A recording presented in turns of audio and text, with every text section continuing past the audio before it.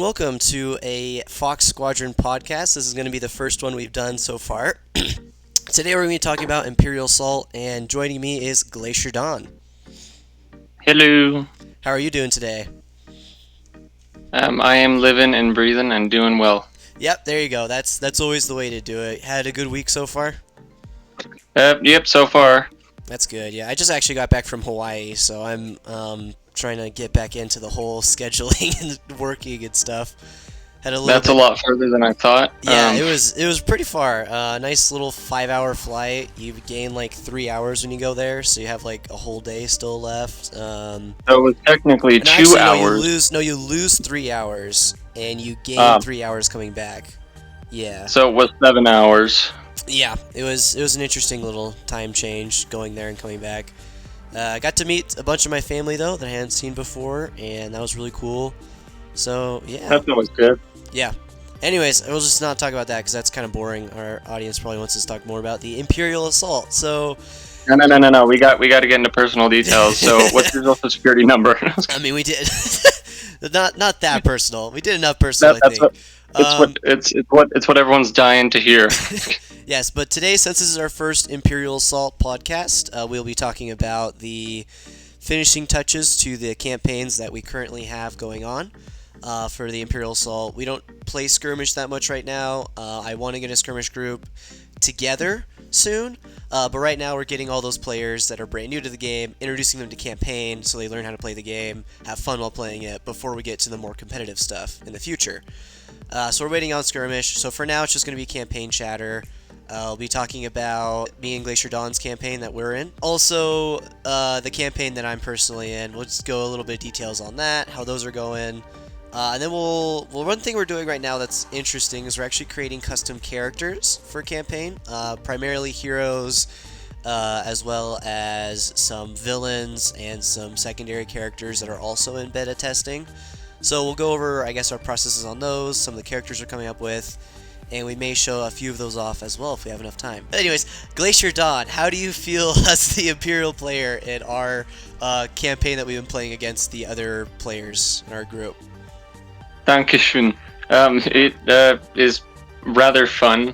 I didn't really expect to be as fun with, I guess, newer players, because I kind of was expecting it to mostly be like a tutorial. Yeah. But it's a lot more. It's a lot more engaging, I suppose, than what I expected. Yeah, no, I think especially having like me on the other team, like an experienced Imperial Assault player, definitely helps them to learn faster.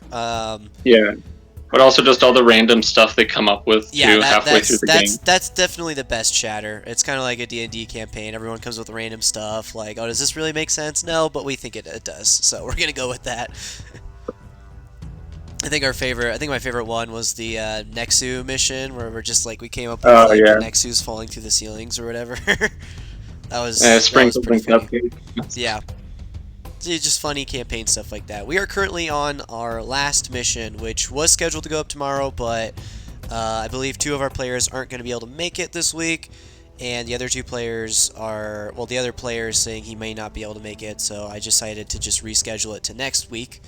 Because I don't want anyone to miss out on our final mission where we, I don't know, I guess try to beat the campaign with a clean sweep of winning all the missions. Yep, the grand finale. I will be bringing in fireworks and setting them off inside. You will not convince me otherwise. You'll not be able to beat you, yeah. I have actually done some research on the last mission. I haven't read through it in a while, and I'm just kind of leaving that because I never played the mission of the Imperial Assault original campaign. I think I remember playing through like the halfway point like 3 other times before this, but never like actually getting to the end. So I've never played the end. I have read through the end, but I haven't read through recently, so I don't actually exactly remember what happens or what the map setup is. I do know though from looking online that it is seemingly a difficult mission for Imperial players. You either have to play a very cagey strategy and keep like the piece that we need to kill in the corner while you just spam us with everything else, or you just wipe us out turn 1 if that's even doable. I think I read somewhere it was done, but it was like, really? Is that done? I don't know. So what I'm hearing is fireworks will be necessary. Yes. I think you probably, because our hero stats are very much based around killing very high health figures in one attack. Diala does have that one card that lets her attack multiple figures at once, but that's about it. So I think like elite stormtroopers are probably your best friend because Diala can't really kill those consistently with her dice pool.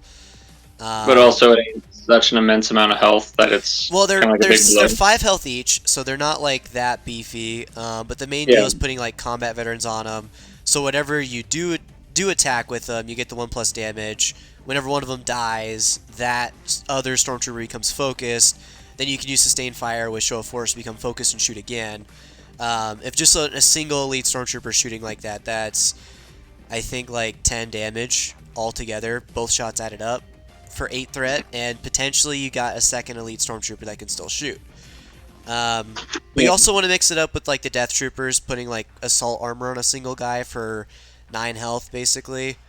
Um, Basically, just I guess mix the deployments, because unless our Mac player brings the card where you can draw line of sight through your figures, we're not going to be able to shoot the guys that you have in the back. So if you put like death troopers in the back, stormtroopers in front, we won't be able to kill the death troopers, and our guns do like 7 damage per shot, so we're wasting all that on a 3 health figure. So it's, yeah. So if you basically mix it up with your deployments and stuff, and I think because generally the Imperial Assault core set missions are from the core campaign only have like 2 open groups for whatever reason. I think we're just gonna bump open groups up to like 5, but you have to bring Captain Taro. You know what? That's fine by me. Yeah, exactly. We haven't seen enough of him, to be honest. We got to see a bit more of him. Yeah, we need the elite dewback rider. Yes, elite The dewback rider. only one that I mean, can yeah, carry with the that Empire. setup, you could probably get like Death Troopers, Taro, dewback rider, Sentry droids, elite ones, and elite stormtroopers. Maybe you want unelite stormtroopers instead of dewback rider, but I'm not sure. Just because like it is a waste to throw 4 dice at one stormtrooper. So I'm bringing Vice back. That last mission really did him dirty. No. that was, oh god, I don't even know, dude. That mission's like, out of all the missions I played, that is the most broken one towards the Imperial player from the Rebels. That one is just like hard to win, especially at that stage, because like if we had Mac would have been able to one-shot you. I mean, Chief left you at like 1 HP. Mac would have like just done like overkill basically. So I don't even know if you're Yeah. supposed to even win that mission, because Mac is a core set hero. Um, yeah, I don't know. That mission is interesting. I don't know really what the deal is with that mission. Kind of reminds me of the starter mission from Twin Shadows campaign. That mission, I played it now 3 times. First time, I was not trying to win. Lost by a landslide. Second time, I was like 50-50ing it and lost. And the third time, I was trying my hardest to... No, actually, I played that mission 4 times. The fourth time, I was okay with losing, but I wanted to try out my new unit, so I lost. And the fourth time, I was trying super hard to win and still lost. But yeah, that Sorry, I mission, remember. the starting one in Twin Shadows is... Yeah, I don't know. I think I have a strategy for winning it now, but that one's just still... I don't know. PTSD for me at this point. You open up the box and immediately just sit there staring into space. Literally, like every single time the Rebels, like that I know, wanted to play it, they always got to play it, and it was ridiculous. Just the bane of my existence in the other campaign group. But anyways, yeah, so we're finishing the last mission in the Imperial Assault core campaign. In my other group, where I'm the Imperial player, we are on our last 2 missions for finishing up the campaign. I just won a side mission, so I got the Royal Guard Champion as an ally. The only reason I paid for that 3 cost influence card is because I had like 7 influence, and the other 3 cards I really want, because I really want to win the second to last mission to kind of set them along the story track where like the Rebel fleet doesn't die, but something bad happens. I don't know. But anyways, they're on like the... If they win, it's cool, but it's not as cool as if they were winning the entire campaign. And if they lose, it's really bad, but I don't remember exactly how that ends. But anyways, we're going to be on that track, hopefully. So we try and use all the agenda cards, and it's also a different mission to the one that we played in our group, where we gets teabagged by the rebel team, basically. Uh, Instead, they have to like fight. They have to go through like this pit. Uh, what is it? With this Imperial officer as a hostage, going through doors with him to have him unlock them, and the first door they open, there's like 2 Nexus and Royal Guards behind there that they have to fight. So, yeah. yes. Yeah, it'll be interesting. We'll see how well they do. Yeah, the agenda cards will definitely carry it. It's been a fun campaign. It's been their first campaign, so I've been like kind of 50-50ing it, like throwing some games, winning other games, making other games close. Really surprising how many games I've been able to make close. That I was like unintentionally not trying to win. Ended up going like down to the wire, and I was like, wow, okay, that's really cool. Give them a nice little moment. There was In our group, I feel like there have been all too many of those moments. There have been. Except the only difference though is that every time the rebels still won. Yeah, it's that's definitely the unfortunateness about the situation. Yeah, it's definitely been a bit of a streamroll, but it's okay as long as we're all still having fun. You're learning. It's all good. I think for yeah, and I guess I'll finish the train of our other group first before I move on to another thought. But our other, I think one mission in particular, I could have used an agenda card to shoot again to win, but I didn't, just because I was like, well, this mission's already been pretty tough on him. This guy's at 1 HP. Let's have him live, and because you got it. The only thing I gain from this mission is more influence, which I really don't need. They don't gain anything from winning, so. Just, you got to show them the harsh cold hand of reality. Well, that was the captured mission from the previous one, where it was remember that mission where you had like those artilleries dropping on us and like stunning us. Oh yeah, I played that mission and I beat them on that mission because 2 of their heroes got stuck in the center of the map and they kept getting stunned every time. And there was always an Imperial figure with more health than they could damage that was next to him that they always wanted to attack. So they basically got stun locked for like 4 turns in a row. Those 2 heroes. And the other 2 heroes got split apart and wounded. Their ally that they had got destroyed. That was a pretty rough mission for them. So the captured mission that was following up afterwards, I definitely wanted to take it a bit more easy on them and not be like super mean Imperial Mikey. Be more on the nice side. Neutral Imperial Mikey. Exactly, neutral. That's what we'll call it, neutral. But yeah, I guess after we finish this Imperial Assault Core Set campaign for both groups, we will be moving on to Twin Shadows, the mini campaign set in Tatooine. And I think for our group, I'm not sure. I think I already posed the question to them if any of them wanted to be the Imperial player this next time instead of me or you. They could. I personally think Adam will be the one that wants to, if any of them want to. I don't think Josh or Ethan think they themselves have enough experience to. So I don't think they're comfortable doing that yet. Be able to fill my throne. Right? And then Adam is... So Adam might... Because I know you were interested in playing as Rebel. So either I'll be Imperial player for the next one, or you can be if you want to.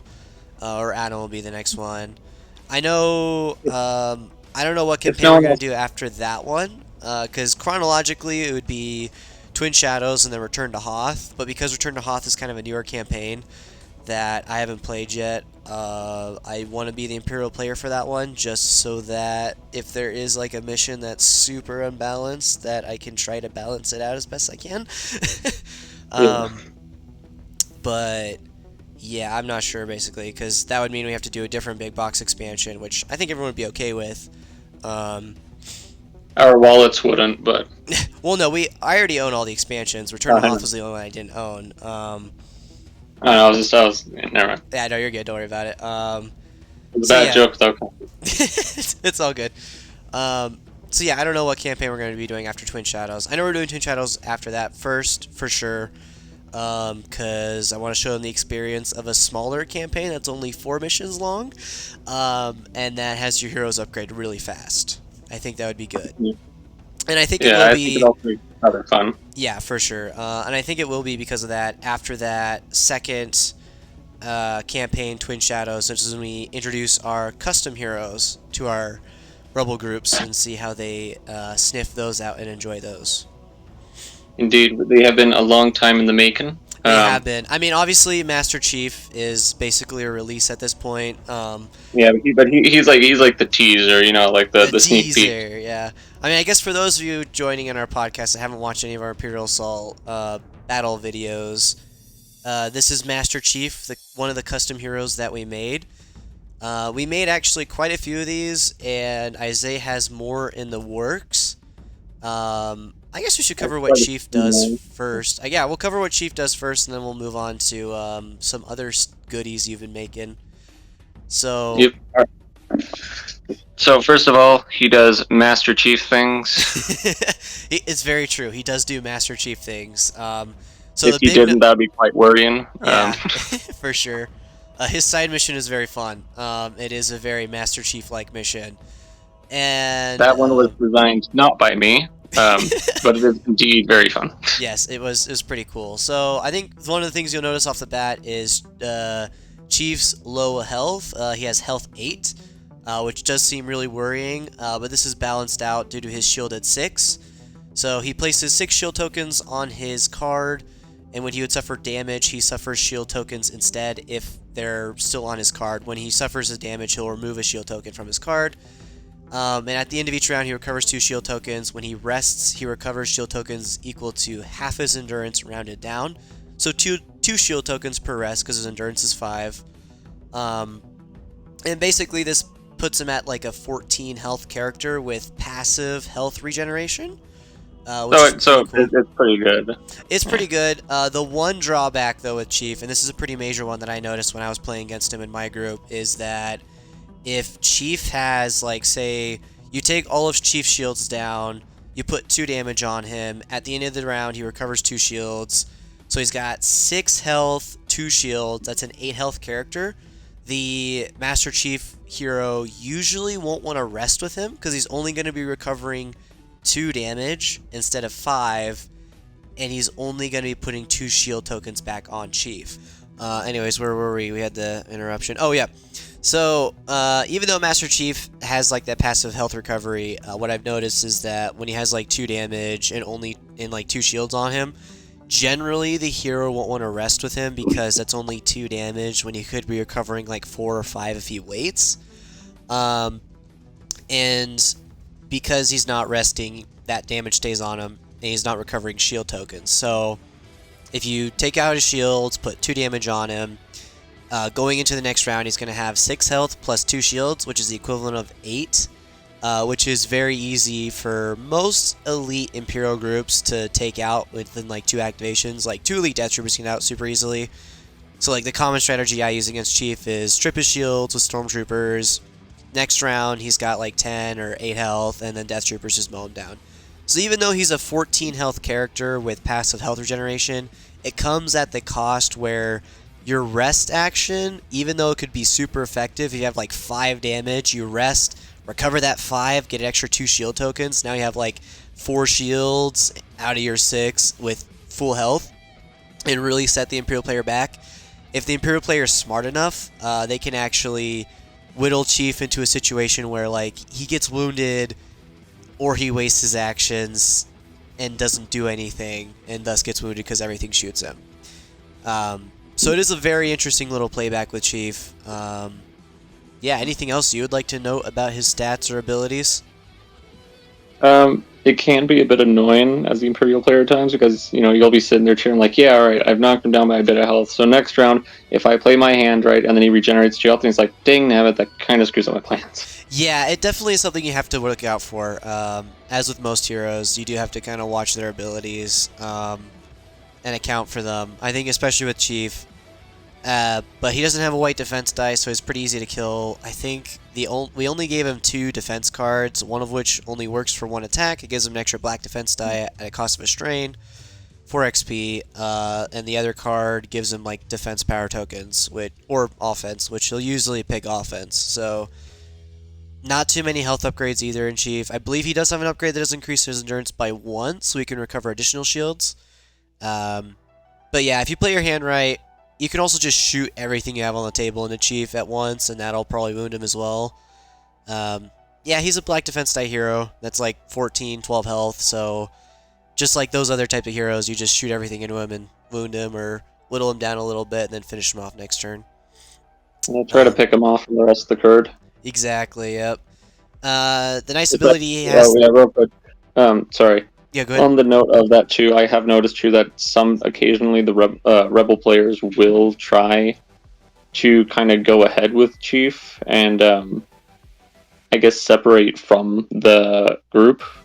Yeah, I think it, especially in our campaign, I've been separating a lot, mainly just because like enemies are here and over there. So I'm going to go over here and shoot a little bit. They're going to go over there. It technically is a bad position, because every time I've always been whacked by like something that's either stunned me or shot all my shields off. So I've definitely not been the benefactor of good stuff. It's just that I guess I was able to like... I was always able to figure out, like, okay, this is what he's going to do to me if I do this, and if I go first next round, I'll be able to back out and recover enough damage to stay alive. So a lot of thoughts that go into that, I think. Yeah, but overall, very interesting piece to play against and to play as. He has a high speed and a high endurance count, which makes his strain abilities pretty fun to use. Those are on his XP cards. His XP cards really are where his character comes from. I believe one of his XP cards is while he's attacking, he can set first strain to become focused. His main idea is to be this tanky, hard hitter / high speed character. Because there is a concept in Imperial Assault that's action efficiency, where this hero can perform multiple actions or multiple attacks or multiple moves. Within one activation. Chief, I feel, is more of an action-effective hero, where when he rests, he recovers his damage, gets shields back. When he moves, he goes really far. When he shoots, he hits really hard, but he doesn't do, like, a whole bunch of extra attacks or moves. He's a jack of all trades. He's a jack of all trades, but he doesn't have action efficiency like other heroes do. Until you get, like, the 4 XP card where you can deplete it to perform multiple attacks at the cost of suffering a bunch of strain, which puts you in a really difficult position of having to, like, constantly rest and move and shoot, and it's the more offensive Chief that can have high payoff, but can also lead to getting Chief wounded a lot more. I remember in one of our test sessions on Jabba's Realm, that happened where I did, like, the offensive Chief move, killed, like, 3 of your dudes, and then your sentry droids came and rocked his butt, basically, and killed him immediately. And I was just like, well, that's offensive Chief. Like, he's gonna die really fast if he does this type of stuff. Yeah. Overall, though, oh yeah, go ahead. No, sorry. You just... I don't think arrogant is the right word, but essentially you can't get, like, overconfident. I don't think you can... I think you have to try not to get overconfident with his abilities. Oh, no, definitely. Not really with any hero in the game can you get overconfident. I don't think there's a single hero that you can get overconfident with. Well, I mean, like, especially him, though, because I feel like with him, you can... Oh, yeah, definitely not. Get overconfident with his abilities. The most overconfident heroes, I feel like, are the ones with, like, white defense die with a reroll, with personal shields for 5+ block if they need it, with the auto dodge, crate card, Hondo's treasure. And I feel like then you can be a little bit overconfident, but even then it'll still probably bite you in the butt, because there's just going to be so much stuff that shoots you. Yeah, so I think it's just like, no one hero is able to stand against all the forces of the Empire, unless they're all, like, with the legendary reward card, because then they get the extra 10 health, and then they have 2 activations. Yeah, that's a pain. Yeah, that's the card where heroes can start kind of being their own self, because they just double move when one activation and run away from all the Imperial figures. Yeah, but otherwise, though, my favorite ability on Chief, though, is the Professional. While attacking, he gets to reroll 1 attack die. Very few heroes have reroll access, so it really helps Chief and is really good on him. His strength pool is obviously his best. Yellow, green, blue. He's got a blue and a yellow for his insight and a blue and a yellow for his tech. Now his card lets you become focused for your weapons, also lets you become focused at the cost of a strain for attribute tests. So you can also add a green die to all of these, which I think makes sense. The card is called Spartan Training, and obviously they were trained in like everything to be good at everything. So They had to be. So. yeah, exactly. Yeah, which is pretty thematic. And I will say, having rolling 4 dice in an attribute test and only getting one result, that and having that happen to me multiple times, that 4 dice isn't really the best sometimes. I think I've done better rolling the 2 dice instead of 4 dice usually. So that's been my experience with that attribute test. But yeah, I guess we can show Chief's wounded side. It's pretty straightforward. Worse tests, worse speed, worse endurance. He loses his reroll ability, which is extremely sad. But I suppose it has to be done. At least he still has shielded. Yeah, exactly. Yeah, here's the wounded side. Just overall downgrade. One important thing to note is Chief does not recover all his shields when he gets wounded. So if the Imperial player wanted to withdraw Chief, he could put 8 more damage through and get him off the table if he wants to. This is a slight balance against Chief, because at first when we were playing with this character and we were testing him out, we thought he might be a little bit too good. So we were like, well, if the Imperial player wounds him and then withdraws him, that might even it out. Turns out Chief gets wounded pretty easily if you have the right strategy, or if the Rebel players aren't doing a guerrilla warfare tactic where they attack you on multiple fronts and you're able to focus everything in a Chief, he dies pretty fast. And it's not really necessary to withdraw a Chief. I never found it in my campaign necessary to withdraw him. I always thought like I could, but that will make that Rebel player cry, so I'm not going to do that. But it is there in case you need it, and as the Master Chief player, it is important to note that, yeah, they could withdraw you pretty fast just to eliminate an activation and usurp the rest of the heroes. Yeah, I'm sorry, I'm not really sure what to say. You're good, don't worry about it, it's all good. But yeah, I think that's all we have to say about Chief. He's been pretty fun to use, pretty well balanced. I mean, our Imperial Assault campaign with me and Isaiah has been interesting to say the least, because the hero lineup we have is Diala, Chief, Mac, and Davith. So basically every single hero in our session is able to do 7 damage in one attack, which means that not a lot of his stuff lives very long, and a lot of our stuff can also move and attack at the same time in the same act, or move and attack twice, except for Chief. I mean, Chief does have that one card that gives him 2 free movement points, but that doesn't tend to help usually, unless like everything's super close to him already. Yeah, because I usually end up having to suffer like 2 strain to move up once and move up again just to get the shots off. Strain-making machine. Yeah, I mean, heroes are, to be honest. That's like literally what Davith's entire thing is suffering 3 strain and move 4 spaces. Yeah. Yep. But yeah, I guess we'll talk about the custom characters that Isaiah's been making. We have artwork to show, but these characters are still in their testing phases, so we're not going to, I guess, show them off. But I guess, Isaiah, you can describe them. Wait, and is this for Wave 1 or Wave 2? Wave 2. Wave 1 we might talk about later today. Ah, yes, okay. Probably this one I am very, very, Alright, should I give away who, maybe like 1 or 2 of the characters? You can give away as many as you want. We're here for like another, I don't know, 40 minutes.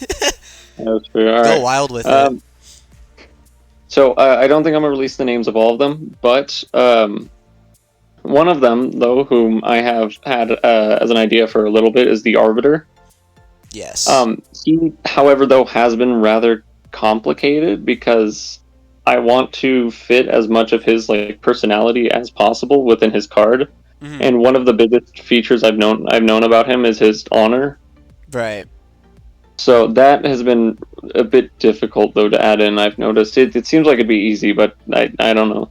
I mean, there was the one Gurmian honor from the Elite Gurmian Guards where it's like while defending, they apply against a range attack. They apply 1+ block, and I guess it's because like in their culture they honor melee combat, but against like range attacks, they're gonna be a bit more stubborn to kill, I guess, or something. I don't know exactly what their honor is about, but I guess you could just do an ability like that, I guess. I don't know. Yeah, I feel like his honor, though, is not... It's more so, like, honor your opponent rather than like a certain style of combat. Yeah, exactly. Yeah. So that's where a bit of the issue comes in. Because then I was also thinking too, like, well, maybe it could be a like what you call like a supportive ability, Mm. which I still think could work, but it would just depend. It would greatly depend on what it is. Yeah, I mean, we already know obviously that Arbiter is probably going to be slightly more melee focused than Chief is, Yeah. and also, yeah, I guess also a little bit of support abilities would be interesting too, because Chief is a very anti-support hero. Doesn't really He's have very anything that, solo. yeah, he doesn't really have anything that helps other heroes. There was a lot of cards I was like, oh, I could make this also teamwork capable, and I was just like, well, then that's an issue if the rebels have Gideon Argus, because now this list just goes from A tier to S plus plus tier. So we're just gonna, Just whatever the frick is above 40 plus. yeah, exactly. Gideon Argus is a very good hero, so it's been kind of difficult thinking about him and all the other heroes in addition. Just I like, think that's also the toughest thing too, or not the toughest, but another tough thing about this too is how will it work in relation to other oh, heroes? absolutely, yeah. Like with Crystal, which we'll probably see later today, she pairs really well with Jin because they both have abilities that trigger before Imperial figures activate. And at first, I was a bit hazy about that because it's like, well, okay, there's like 4 abilities that are going up before the Imperial player gets to do anything with their figure. But then, like, noticing their health and the fact that their tests don't cover strength at all means that if there's ever a strength test, they're not going to be able to pass it. So for that one core set mission where you're supposed to like open this hatch after do all this tech and eyeball testing, they're not going to be able to do that part. So I don't know how they're going to get past that mission. Um, and additionally, they also are very fragile with white defense and 10 and 11 health each, and no real health buffs in their XP decks either. So yeah, they're So basically yeah, glass can. That's basically a glass cannon loadout for the both of them together. Um, yeah, yeah, which is always fun because it's high risk, high reward. yeah. Well, I did also kind of feel like Wave One, which I'm not sure if I'm allowed to spoil this, but is a bit, I don't know, like a bit lacking in support. Yeah, Wave One definitely doesn't have any support. And that was a So Wave decision Two, that when designing the characters and thinking of their designs, I didn't really want to focus on teamwork support, mainly because of like characters like Gideon and stuff. And there's already so many support characters kind of in the game right now. I think we have like 2 or 3, 2 which are really good, and also like the characters we were covering that are like kind of icons. Um, most of them are icons in their respective fields. Aren't yeah, really teamwork support characters, except for Crystal, obviously, and her ability is pretty supporty. yeah. It's supporty in the way it doesn't give out tokens, which is very unique. I don't think we have any heroes that do that yet, so she's No, pretty I don't think support. we do. Yeah, no, so she kind of filled the support role unintentionally, and that's kind of why you take her in your list, to be honest, is for those extra actions if you can trigger it. Yeah. Well, in with some of the characters I'm making, 2 of them thus far, no, 3 of them. The Arbiter is included in this. He's more of a 50-50 type thing, though, I'm thinking. Yeah, I think 50-50 would Will work best be, for him. yeah, it'll be, like, 2 of them will, one of them is heavily supportive, like, Is a that lot that's of the their grunt, stuff. right? Nip Nap. Yeah, Yeah. We yeah, also have a yeah. Halo grunt coming too. A lot of Halo Yes, he's stuff an for this game. original character of mine. Lore will be coming with him. He's not his brother is Yip Yap. Yep. I wasn't exactly sure what else to do for the name, so I was like, you know what, Nip Nap sounds pretty freaking fun. So Yeah, no, that's just funny, honestly. Most grunt names are pretty similar to Yip Yap at this point, so it's more funny than yeah, Yip Yap, trolling. Nip Nap, Hip Hap, whatever. No. I think Just there's add actually a one grunt of that's named that actually in Halo. just add one of 26 letters in front of it. Unless you want to go into other languages, then add in those freaking letters. Oh no, the other grunt, the other grunt that's in Halo, it's not Yip Yap, it's Bip Bap. That's the other grunt that Oh, exists in there we Halo. go. Yes, Yeah, yes. that's one of the mini bosses in Halo Infinite, isn't it? Yeah, that's right. Yeah, I think so. That's right. He had like Yeah, the well, that was disruptor. kind of unintentional. Yep. But yeah, so anyway, but he will be having a lot of lore come with him, and I honestly I love working on lore for characters. In which with him, I think I actually got a pretty good story going on so far. Although I'm not sure if I'll be able to explain it here. But anyway, sorry. So continuing on with the original, he will be very heavily supportive. He will have some abilities that do support him, but generally those abilities that support him also support others at the same time. So Yeah, that he's makes sense. incredibly, Yeah. yeah, he's just all around support. Yeah, that's Um, good. yeah. Meanwhile, for the Arbiter, yet again, like I said, he's most likely going to be 50-50. Yet again, like an honorable ability will most likely be supportive, Hmm. but it can also be solitary, if that makes any sense. Yeah, I It's get you. still in I development. think I get what you mean. That seems interesting. Yeah.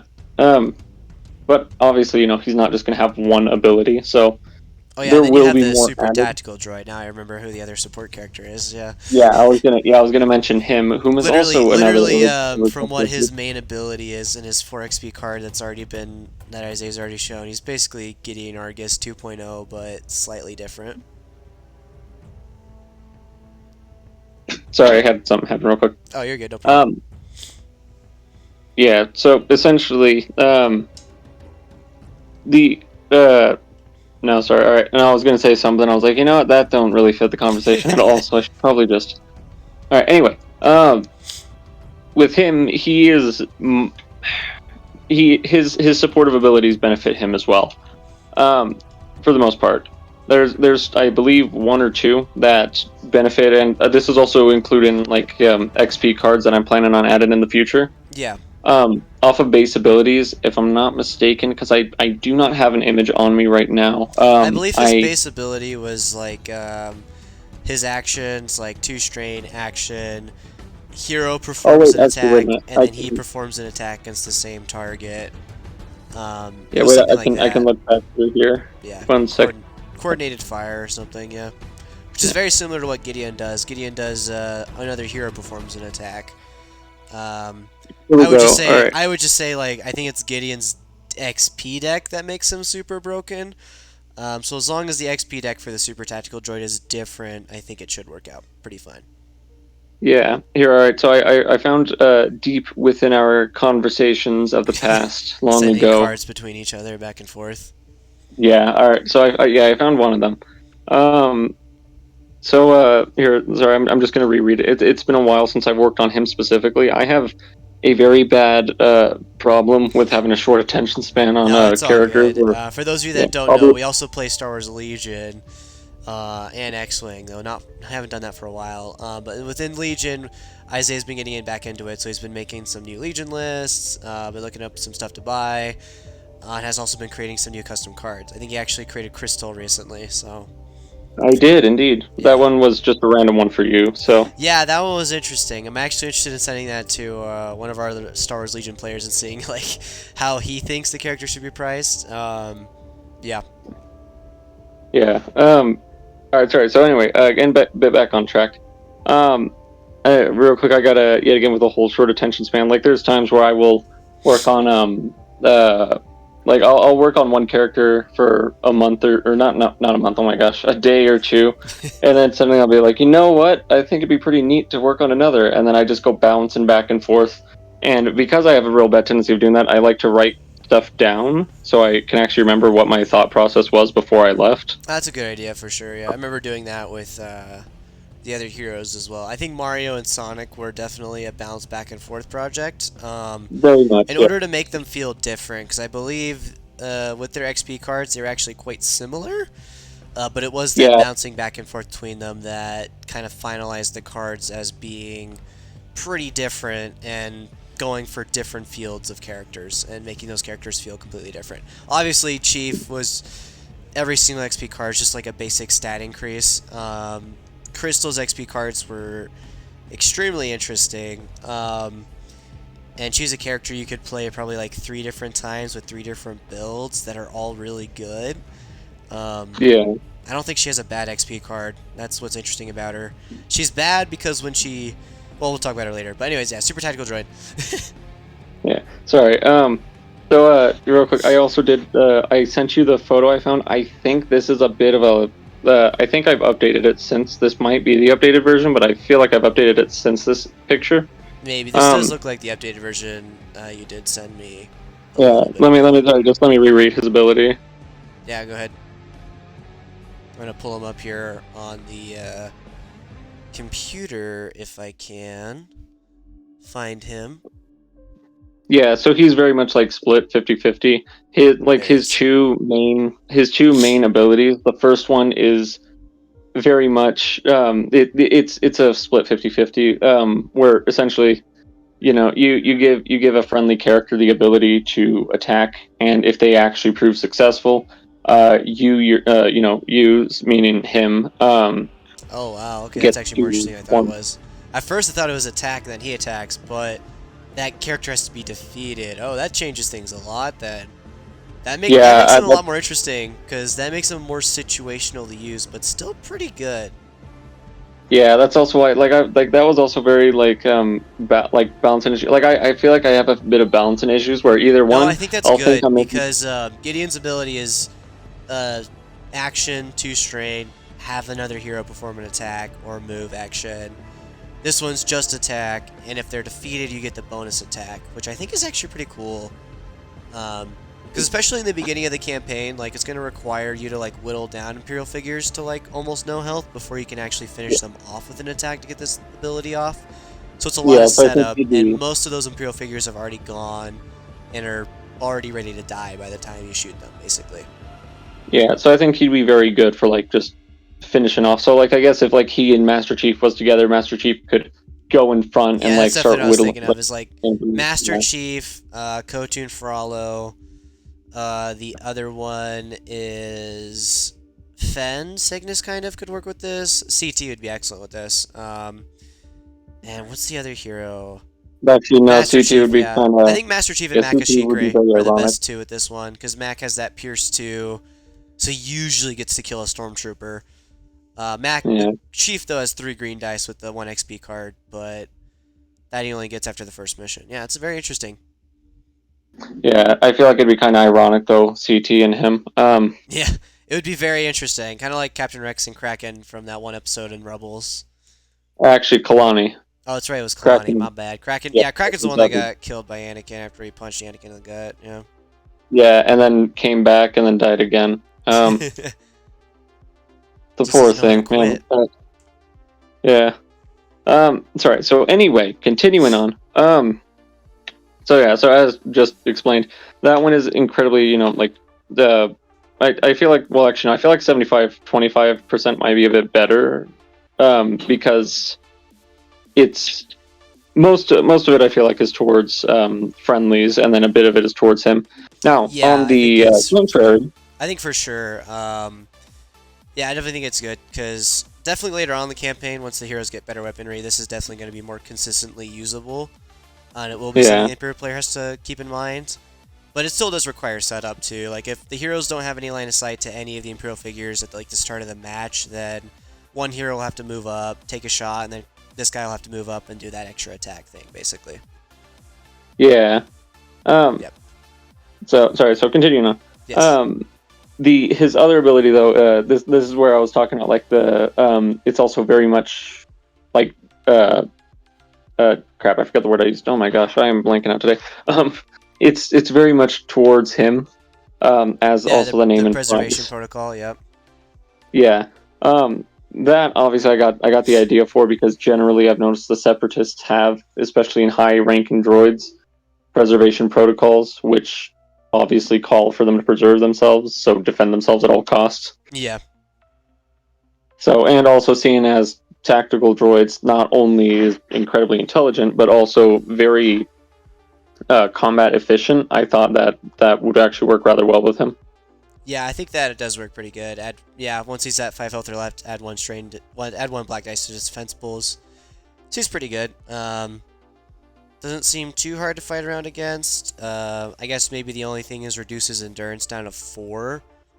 That way he's not recovering as much damage when he rests. That's the only thing I could think of. I mean, just because you said that, I'm increase it to 7. Right?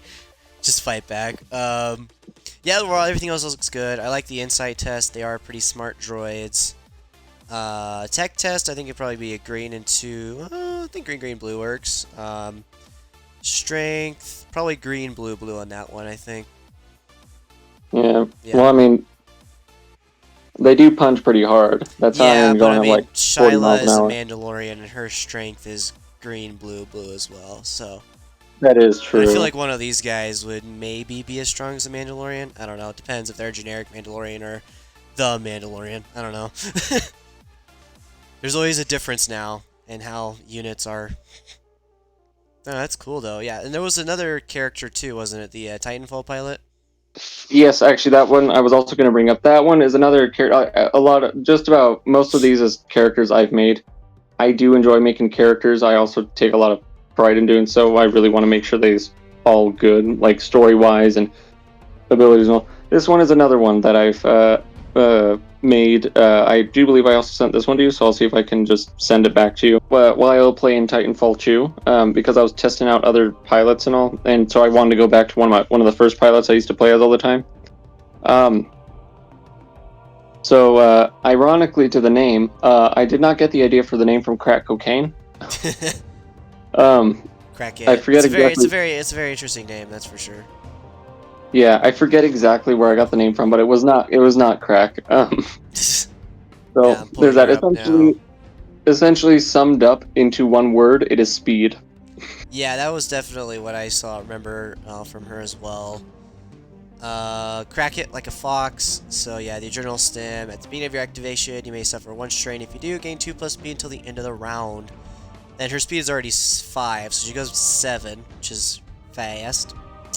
Never vulnerable. If you moved 6 or more spaces this round, add 1 plus block to your next defensive roll or rolls. It says Okay. roll, Yeah. as in like till the end of that round. Yeah, that makes sense. Yeah. I guess just add 1 plus block to your defensive results till the end of the round. I think would be better wording. Yeah, Because sometimes you we'll don't roll probably need to write defense it down. dice. Yeah, that's okay though. Everything can be changed. This is all still beta stuff. Just Yeah, little sneak actually, beats. And then obviously wall runner, it's like at the beginning of your activation, if you're adjacent to a wall or blocking terrain, you gain 1 plus speed till the end of the round. So you actually get up to 8 with her. She's really fast. She's got pretty high endurance at 5. She has 11 health with the white defense dice, so not the hardest to wound. And yeah, she just basically based on your positioning, you can move like 8 spaces with 1 action. She's all about that speed, which is very cool. Yes, just wait until some of her XP cards come out too. I don't know if I went over this with one with you, but essentially there's like I think 2 or 3 of them that may boost her speed just a wee bit more. Yeah, I guess in that case, reduce her speed to 4 then, because we might be a bit silly in those numbers. That is true, yeah. Yeah, So I don't know. I kind of want to keep her base speed 5, so I might just reduce the XP cards to like 1 might help her boost her. Might oh my gosh, I can't talk. I mean, honestly, when I think about it, I think like 1 strain to get up to 6 spaces, 7 if you're next to a wall actually sounds pretty good. Because I'm trying to struggle of a map where you need to move more than 6 spaces currently. I feel like That is true. I feel like 6 is enough. Is like more than enough. Well, no, 6 is enough. 7 is somewhat more of enough, and I'm not sure what 8 gets you usually. Just gets you across the map. Yeah, exactly. I think reducing it to 4 would be a good idea. Yeah, I might just actually not add in anymore because I was just thinking that the only other even if you add in extra speed increases, I think just 4 at base would still be good. Yeah, probably. Yeah. But otherwise than that, she looks great. I like the tests and stuff. Very interesting dye color pools. Don't see those too often. Well, green yellow you do see, but not the yellow yellow and blue blue. No, that's the rarest. I have never seen it before in my life.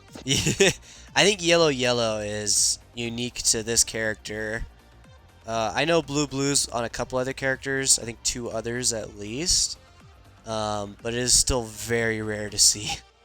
Very rare. Yeah. Yeah, but it's still cool. I like it. Yeah, she too will have. There's one XP card I know of that will kind of be supportive. It's more so just supposed to. So yeah, I guess it would be supportive. It's supposed to just all round assist both her and friendlies.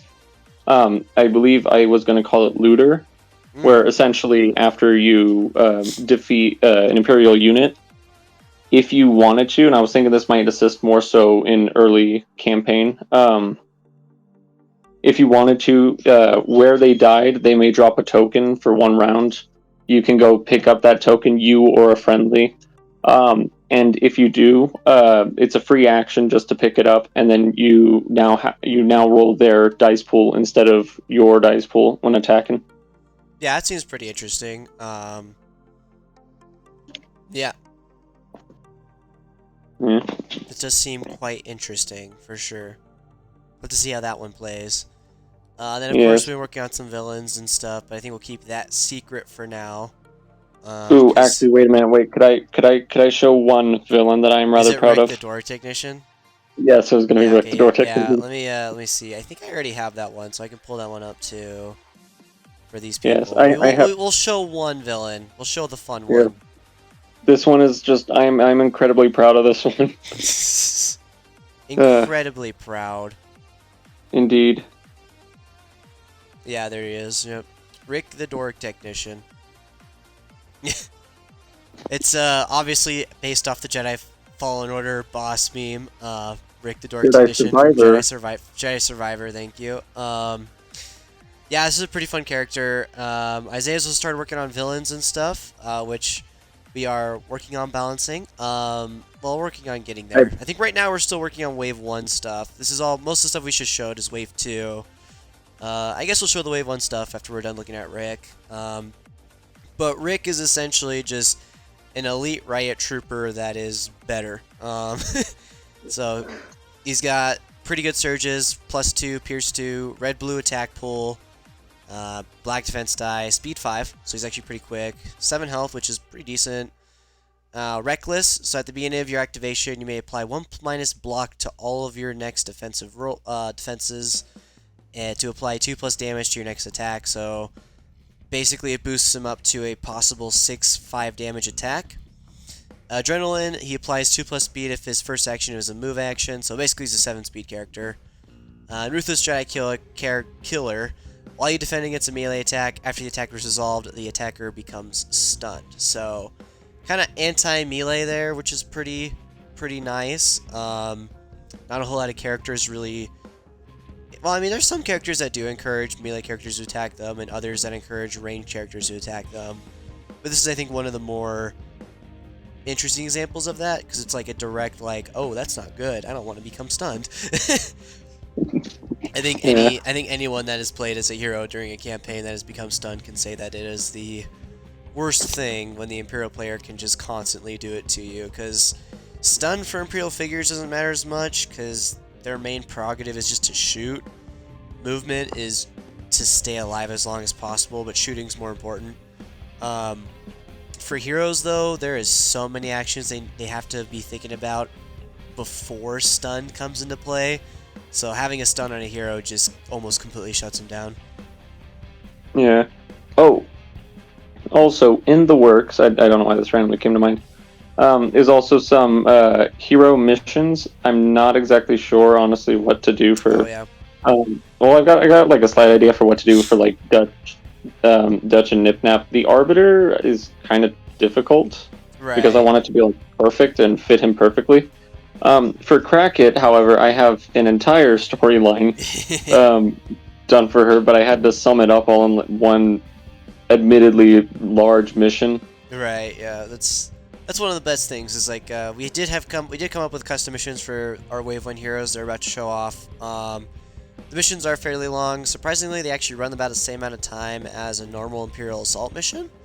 About 2 hours, maybe an hour and a half. I reckon about an hour and a half sounds better.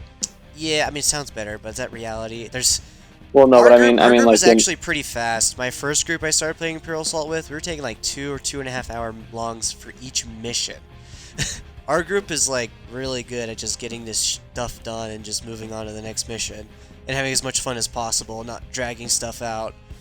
My Their whole old goal group, is to dude, speed like run my this old thing. group, it took us like, I think the last mission was our fastest one, and that was like 2 hours. All other missions though took like 2.5 hours. It was long. Long But missions. I mean, still, I don't know. I like them a lot just because of just all the stupid crap we've done. That is the biggest thing, is how much fun they are. Even though they're really long, they're pretty fun. And I think in a later podcast, I guess we'll go more into detail on those ones. So stay tuned for that later podcast. I It'll guess be we out got, later tonight. No. yeah, right. I guess we got enough time to go over the Wave 1 heroes, as we're calling it right now. Wave 1, Wave 2. Yeah. Wow, can't believe we're You know, releasing we stuff. gotta come up with a better name than I know, Wave. yeah. So we already went over Master Chief and what he's about. He's kind of just a walking tank that's very action effective, can move really far, can shoot really good, can heal really well, and his XP cards boost him up to being able to do that. Our next hero on the list is Mario, the character that probably most of you recognize, and this was kind of more of a joke, I feel like, adding him into the game, just because we were kind of having fun with it. Master Chief was like, okay, this is a joke, but it's kind of serious. Crystal and Sonic were like, okay, this maybe works. They're kind of in a space universe. Mario is just kind of just funny. Yeah, it was essentially, some of them is a bit silly, but they fit in it. And then Mario is an It's more Italian just for plumber. fun of the players, because we have noticed that, like, especially with beginning Imperial Assault players, it can be problematic for them picking their first hero just because they don't really know who these characters are, and there's no real attachment to them.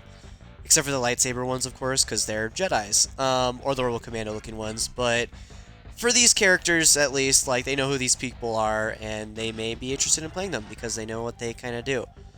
Anyways, probably already read through most of Mario's abilities by the time we got to it, but we'll read through them again. Double jump. While you move through enemy figures or difficult terrain, you do not spend additional movement points. This is very useful for his 0 XP class card, which is boots or jump or whatever it's called. Yeah, so basically he performs an attack with that card, his 0 XP card, against each person he moves through. The attack is a green and a yellow dice, so it averages about 2 to 1 damage per attack. So he'll need to move through like the same Stormtrooper like 2 times to kill it. So in general, with speed 4, that nets you like 2 to 3 kills. I do remember in our first beta testing when it used to be 2 green dice, and Mario basically wiped out half the Imperial force that deployed with 2 green dice. So that got immediately changed on the spot, and we immediately replayed that mission. Oh yeah, that reminded me of the Magnum. Yeah, the Magnum's still the same, kind of, because they're... Yeah. Well, it did get changed. We removed 1 dice. Well, we removed 1 dice if the threat level is less than 5. But if the threat level is still 5, then we keep the dice, because the issue is there's a lot of 3 dice weapons in Imperial Assault, so that actually are arguably better than the Magnum. I don't know. I remember the Magnum just one-shotting everybody, and then I remember our first. like, Yeah, well, I also remember though our first time doing Jabba's Realm. Chief had like the A11 sniper, and that one-shotted everything pretty consistently. That is true. Yeah, so. And it is a reward card, so I mean. Yeah, and that's the main deal. Is like usually reward cards for heroes, if their weapons don't really last long enough throughout the rest of the campaign, because they're just bad, kind of. With the exception to like the Ancient Lightsaber. Diala's lightsaber is still good because she gets the defensive buff off of it, but most of the hero reward cards are kind of iffy if they're weapons to keep around. So trying to reduce that a little bit. Yeah, but with double jump on Mario, well, that also used to be mobile, so we could go through blocking terrain and stuff, which obviously plays havoc with a lot of Imperial Assault missions. So that got changed too. I'm not going to go into why it got changed. It actually wasn't because the missions were broken, necessarily. They actually, I think we did some testing, and we actually found those missions were easier if the heroes were split up, but it's still better not to have something like that. So it's just move through people for free, basically, jumping on them, like Mario does. Yeah. And then Item Master, so Mario's big thing in his XP deck is having a lot of XP weapons, like Fire Flowers, Ice Flowers, Cat Bells. I think he only has like 2 XP cards that are actually not XP weapons or equipment. So basically what Item Master lets him do is equip any number of weapon class card XPs. So that way his weapon amount is basically all those weapon XPs and whatever gun you want to give him, even though it's probably not the best idea for him to have. You could still do the meme with Mario with a gun if you want to. Not saying it's good, but you could try it. The limit, though, is you can only use 1 XP weapon per activation, so you aren't going to be able to use like a Fire Flower and then an Ice Flower. It's Mario's using 1 item at a time, basically. He's a conservative.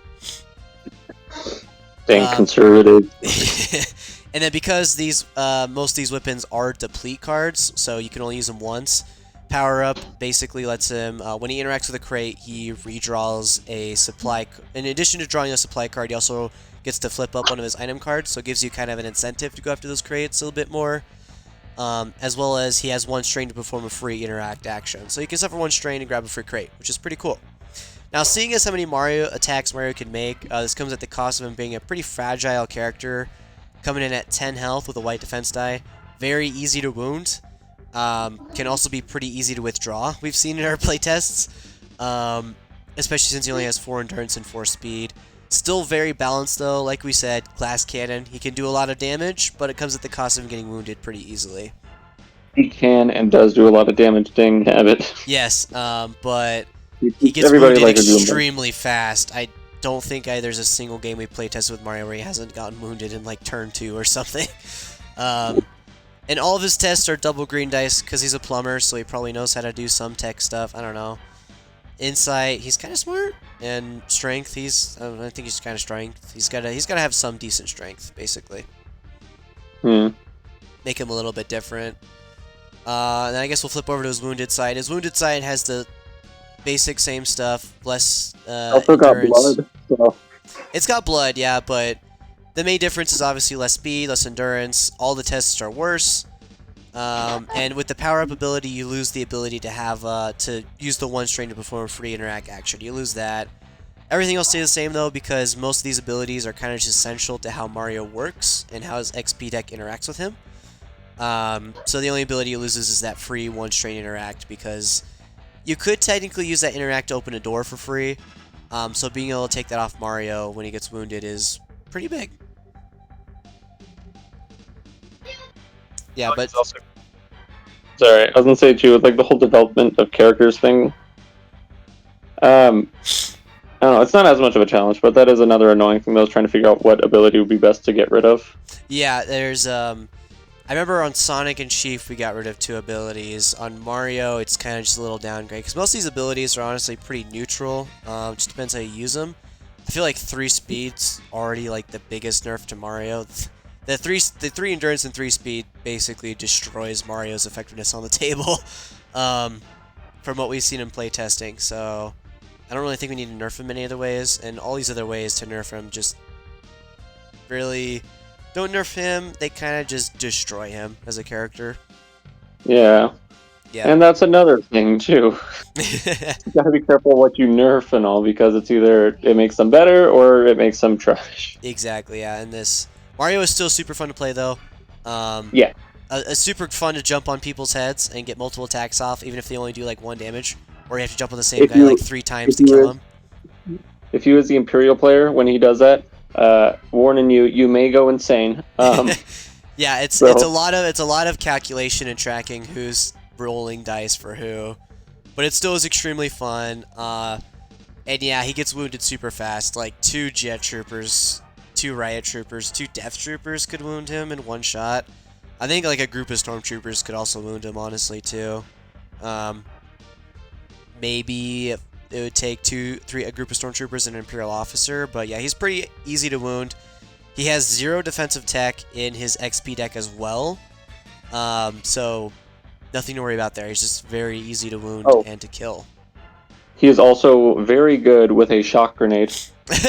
Yeah, so there's the one thing about him drawing supply cards, and there was one moment where he did draw a supply card of a shock grenade when I had deployed like, what is it, like 4 I think it was riot like 4 troopers. death Yeah, it was troopers, 4 not riot that- troopers, and they all got stunned, so they couldn't move to attack. It was pretty terrible. And I think they got like lit up by Chief, if I'm not Yeah. mistaken. Pretty much, yeah. See, that's Anyways, what we where call Mario teamwork. is more about this character that wants to move / attack. Like, with his move action, he gets attacks. He's going to be attacking a bunch of different targets. We have a very similar character, Sonic, but instead of focusing his movement at attacking different characters, his 0 XP weapon is you spend movement points to apply extra damage to his attack. And it starts with the blue dice. So he's got 6 speed. So if you move and then use either his fast hitter or just an attack action, you roll the blue dice, they roll black defense die, and then you spend 6 movement points to apply an extra 6 damage. So where Mario spreads the damage and jumps on a bunch of different people, Sonic is basically a nuke. He just goes in and Just put nukes it a all on one character. person. Yeah, it is important to note that Sonic, when going against a villain, has to spend 2 movement points for every 1+ damage. So villains are still pretty hard to kill for Sonic. I think actually you want to rely on other heroes than Sonic to kill villains, because it has proved to be pretty effective at making Sonic kind of useless against villains. But anyways, fast hitter.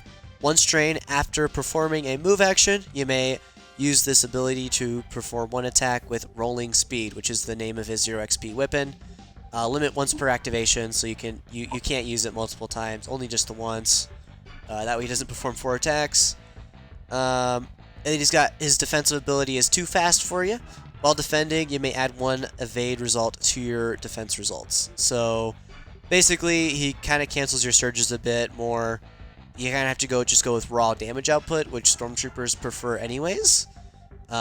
He's got the same survivability as Mario with 10 health, white defense die. Like I said, he's just going to be canceling more surges with that defense. 4 endurance, 6 speed though. Obviously he's Sonic, so he's got to be fast. He's Mario from an alternate timeline. Yeah, basically. They really are very similar. One is Sonic's just a nuke that goes through the elite unit and takes it out. Mario, on the other hand, kind of kills the unit of Stormtroopers.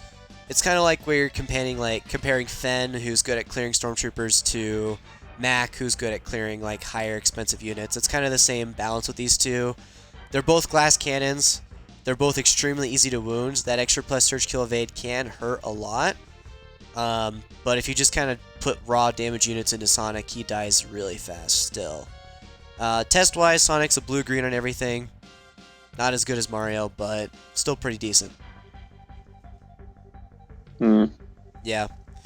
And Sonic's XP deck is a little bit more varied than Mario's. He's got more cards to give him defense, more cards to give him extra offense and stuff. So Sonic He's can got a actually few kind of... American cards thrown in there. Yeah, Sonic is a bit more of a branching character than Mario is, where Mario, most of his XP cards will just be like weapons and stuff. Like the items you see in Mario games. Sonic, on the other hand, is more of just like this character you can upgrade as you play. It does ever change strategies though, because like to get that extra damage with Sonic's card, you have to spend movement points. Most of Sonic's defensive cards, you have to spend movement points to specifically move your character, not to do extra damage. So kind of interesting when you want to play a defensive Sonic, you have to like race around the map. When you want to play an offensive Sonic, you kind of have to move up a little bit and then use the rest of your movement points to barrel through a character, basically. Yeah, but we've seen him be pretty balanced.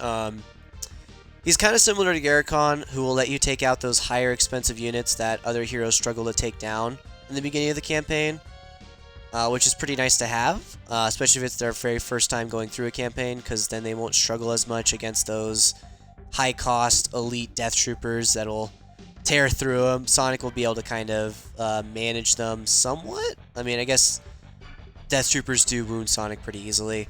His wounded side, obviously, all his tests get worse. Endurance goes down, speed goes down. He loses his defensive kit ability, so he's easier to withdraw, which is a big change. And, yeah. Alright, so... Never mind, I can't remember what I was going to say. Alright, going back to you. No worries. We do have... there is one thing to note, though. Because of how fast these characters do die... and the fact they have like 0 like health increasing upgrades in their XP decks. I think they have like maybe a couple that give them like 1+ health. We decided to give them all a life support system, right? so you can plug it in. Yeah, we did give them the 1-up cards. So like Mario has the 1-up mushroom, Sonic has the 1-up thing, and basically what happens is if they have no damage on their wounded side, they suffer 2 or 4 strain, I forget the exact amount, use an action, and they flip their wounded hero side over to their healthy side. This is for a few reasons. One, they're very easy to wound. I think I did this once to Isaiah, and then he wounded Sonic immediately afterwards, so it did not prove to be very useful. The second one is that it's very fun for newer players to be able to like find a way to unwound their character. Even though it is the mission objective to wound the characters, with Sonic and Mario in particular, they're just really easy to wound, that to the point where we were able to double wound them, I think, in one mission. Like, I think Isaiah had both characters, he had both the cards on them, double wounded them twice, extremely easy, and I think I still won the game. And he did the same to me as well. So, nothing that's like super broken or overpowered, just something that's kind of cool. Seems really good, but when you actually play against it, you realize that these guys have like 0 extra health in their XP deck, and it turns out that that's really why that card exists. Yeah. They all exist for reasons. Yep, and it is pretty thematic. It is pretty thematic that they have like a 1-up ability. And I'm excited to say that it is pretty balanced. Obviously, if the Rebel team's kicking your butt, you wound one of them, and that character revives. That's kind of shadow breaking, but I don't know. It's a really good day for the Rebels then if they're winning that well. So. Guys, I'm down. No, don't worry. I got this mushroom. Yeah, exactly. I don't know. I guess deploy more Death Troopers. I guess use the Imperial Might deck. That's always a good answer to any good hero squad. Watch, one day I am gonna live forever because I love mushrooms and everyone else around me seems to hate them. Right. I mean, hey, that's a good point. All right, we got one hero left, and that is going to be Crystal. We already alluded to her earlier. We had actually a somewhat large conversation around her. So she is definitely the most interesting hero, I think, out of Wave 1, just in terms of abilities and how she interacts with the rest of your hero squad. This is obviously a character from Star Fox. So Ceridian Telepathy, limit once per round, 2 strain. So when an Imperial figure activates, guess in order which 2 actions it will perform. You can guess the same action twice. When each action is declared, reveal your guess for that action. If it was correct, a Rebel figure may interrupt to perform 1 action. So, very similar to Jin's ability, which lets her interrupt to perform an attack against an Imperial figure that's about to activate. This basically lets you, before an Imperial figure does something, to guess their action. Well, actions. You have to guess both their actions, and then each time they declare an action, then if you guess correctly, then they move on. Now, it doesn't mean they have to preset their actions. Like, if they move, let's say, like, their first action is move, and then you guess that correctly, so you do something. They can change their second action. If their second action was planned to be an attack, they can actually change it to, say, if it's Darth Vader, a Force Choke. And also, action cards count. So, like, for example, if you're playing against a character like Darth Vader with Brutality, Force Choke, and Move action, and the regular attack action, you have to guess the very specific action that Darth Vader's performing. You can't just say attack. Yeah, so it's only preset for the Rebel player. Yes, which is pretty interesting. It can lead to some wild swings with you like taking out stormtroopers before they get to go, or that Imperial figure unit. More importantly, you can also use that action to like do an interact or a move, or a rest if you really need it. So like some objective play with her as well. It'll give you a good reason to pay attention to the Imperial player and who it is he's fighting against. Yeah, exactly. It really does make you really pay attention. It's kind of like Thrawn, who's like guess the first hero to go. Similar concept, just this one is like when an Imperial figure activates, suffer 2 strain, guess its actions. Similar concept, just this one's better in just about every way imaginable. Yeah. Well, Thrawn's gives you a stun, actually, for the first hero to activate, and that has proven to win many games. I've won many games with that ability. I think Crystal's really good, though. you can get up to 2 actions, but usually it's best just to simply guess attack and attack, and whenever they do the attack, you get 1 action. So she gives you the extra action, or the extra 2 if you gamble it, which can be swingy. We've definitely seen Crystal not guess both actions correctly and nothing happen. But that is kind of the balance you pay with the ability. Overall, it's pretty balanced. Really good for the first mission of the campaign. That's where you'll probably feel the hurt as an Imperial player, but after that, really not as much. Especially since she's only 11 health with white defense die, she's actually pretty easy to wound. She does, however, have Vixen Prowess and Swiftness, which one of them gives her a reroll while she's attacking for an attack die, and one of her gives her a defensive reroll while she's defending. Surprisingly, we've never seen her reroll into a dodge with her white defense dice. There was one game where she got 5 dodges, but that's because she rolled them out every single time in a row.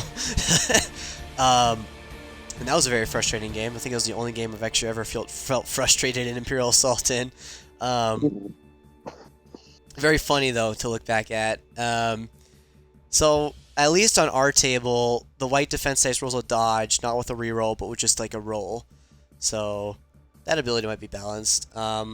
She has 5 endurance because a lot of her XP, I think every single XP card has some sort of strain ability on her. So you're going to be heavily strained on this character. This is a character that if you use the Imperial class deck Subversive Tactics against, you're going to have a lot of success. Because she will accumulate so much strain so fast. She has a moderate amount of speed, 4 speed. And her staff is a melee weapon that has auto reach on it. And is basically 2 green dice. It's kind of average. Does pretty decent damage. You can suffer a strain to add a surge to get Pierce 1, so you could insta-kill a Stormtrooper. But again, that's more strain you're suffering to do that. Yeah. And yet again, alluding back to what you said, we cannot stress how... we cannot stress the fact that she gets a lot of strain very fast. Yeah, she does. If you equip, like, most of her XP cards give her extra... Actually, all of them do, I think. So she's going to be getting a lot of strain from not just this ability, but so many other sources as well. There is cards that do increase her endurance value, and there's a card that you can put strain on instead of her own card itself. But even with that other card, you still have to manage it, so it's something else to manage in addition to all the strain you're suffering, in addition to the strain that card is suffering, and how to keep all the strain clear to use your abilities over and over again. She does have one XP card that does provide rerolls to heroes. 1 reroll per round, which is pretty cool. Again, we do like rerolls for heroes because those are very useful. And that card has had lots of balance changes. Its current version is very balanced, still pretty good. Not as good as it used to be, but still pretty good. It's not broken anymore. Anymore. But... Yeah, anymore. When we first started using it, though, we kind of realized that it was a little bit too good. Just a wee bit. Just a wee bit. Anyways, her insight test is green, green, yellow. She's a telepath, so gotta give her a pretty good test there. She does not know how to use technology at this time in the Star Fox universe, so just a blue dice. And her strength is a green. Moderately okay at strength, I would say. Yeah. Mostly for balancing stuff there, too, I'd say. Now, the most interesting thing about Crystal is her wounded side. So, all these abilities are pretty pivotal to how Crystal works, but we wanted there to be some pretty big drawbacks. So, every ability gains 1 extra strain, so you don't really want to be doing the rerolls anymore, because now it actually costs the room of her actual ability to pull. Her endurance also goes down by 1. So to use her 3 strain Serenian, her ability that's now 3 strain for Serenian telepathy, it takes it's 1 turn of 3 strain and then you rest so you can use it next turn. So wounding Crystal has proved to be pretty effective at murdering how effective she can use her abilities. Yeah. Her effectiveness goes way down when you wound her. She's probably, the one hero that before wounding is just, super good. Easy S tier. But once you wound her, she's, really difficult to use well after that, because her speed goes down, so she can't really move up that far. Her endurance goes down. All her abilities go up in strain cost. So you don't get any rerolls on her really anymore because you don't want to waste the strain for that. And her main ability requires you to rest constantly with that strain suffrage. So it's a very interesting balance choice. I find it pretty cool because she's like the first hero you kind of want to wound first because now it's just so brutally effective against the rest of the heroes, them losing their extra actions. Yeah. I don't really got much to add on to that. Yeah, it's so good to wound her first. I think in all of our playtest games, we've only wounded her once before the other heroes, but it was really felt on the battlefield that her lack of presence with the rest of her cards.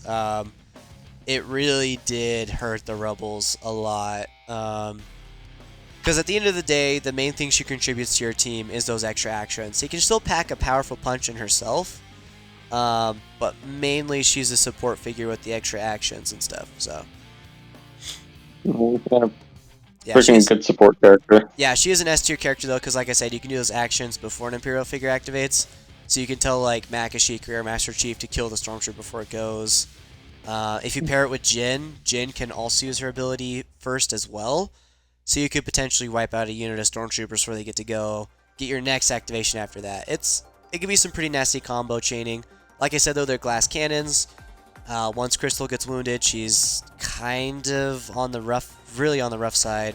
I don't want to say useless, but extremely hard to use well. And yeah, she's certainly not useless. It's just she just to say the least, no longer as good as she was. Yeah, and it really that effect is really felt on the battlefield. Yeah, it's nice when you wound Crystal. Like I said, trust me. And there is a typo on her insight test that is supposed to be red, green, green. I don't know why it's red, green right now. I guess I did a typo earlier today. I don't know. We'll see. Have to fix that. But like I said, this is all stuff that's coming out soon.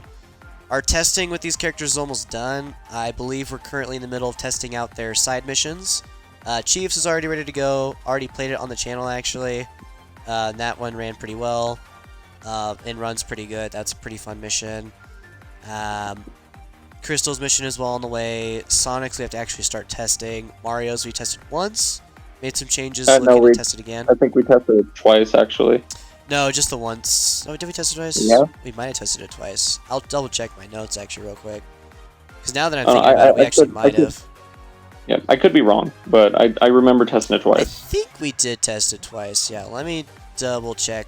Notes will take a little bit to load here, but yeah, that's these heroes.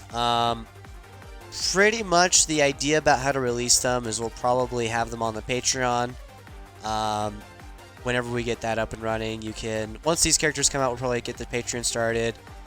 For $1, you can permanently have access to these cards, and I guess if you give us like $8, then we'll make them on like the little official card stock and send them to you, I guess. I don't know.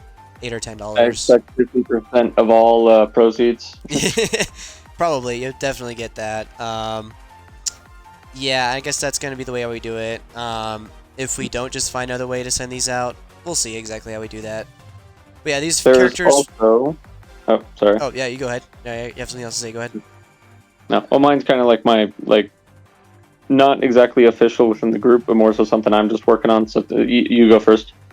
Oh, well, I was just about to say that, like, all these characters are pretty fun, and we've had a fun time making them, fun time playing them. Looking forward to seeing how our groups like the characters, and just if how they don't, they will be permanently banned. Permanently banned. Only fans can be in the group. Yeah, that'd be interesting. Oh yeah, go ahead with your thing, then. Yeah. But real quick though, there's a bunch more too in the works, at least on my end. Because I was gonna request. Oh shoot! Sorry. I was also gonna request your assistance, perhaps in the future once I get this a bit more solidified. But I am also working on a campaign. Yeah, you were saying about that. Yeah, Isaiah's also working on a campaign too, which we're looking forward to trying as well. It's gonna take a while though. It's pretty complex. I want to make it to where it's like every decision the rebel players make actually has an effect on the story. Not just we'll come back to this mission later, but like if you choose not to do a mission right now, then it will affect the story overall, and if you choose to do it later, then it will affect the story overall, and things like that. So basically, like side missions that actually matter, essentially, is what Isaiah's saying. And story missions, just all missions. I mean, story missions you can only do once, anyways. Well, depending on what you do with the side missions, too, will affect the story missions and could replace it with story missions. Yeah, okay, yeah. That's what I was saying. Side missions that matter a lot more. So that'll be very fun. I wasn't fully understand that. Sorry. Oh, you're good. Don't worry about it. Yeah, but that's I think all we have for today. I think we're running at like an hour and a half, maybe 2 hours. We could run this for another 3. Right. I guess next time we'll probably talk about. Well, we'll figure out something. Maybe talk about Imperial units or something. We'll see. Probably by the time we do the next podcast, our Imperial Assault campaign will either be close to being finished or be finished, or we'll have progress reports about other things to say. Indeed, there's always much to talk about, and never enough time. Exactly. We will see you guys next time. It has been great pleasure showing these characters to you guys, and I hope you guys enjoyed seeing them. I have been Mike. I am the fabulous Glacier Dawn. And we'll may the force be with you. Good luck, and get rock and rolling.